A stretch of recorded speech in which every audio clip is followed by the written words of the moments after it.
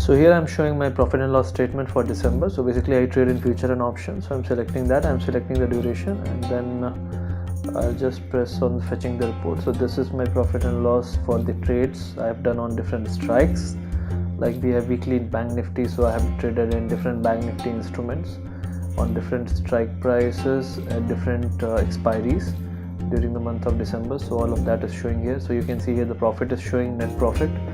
So here the net profit is 7.37, and then if you reduce the brokerage, that is the charges, that is 50,000 approximately, that comes around 6.87 lakh. And then you can see here the dots on the right side, these dots are the profit and loss dots.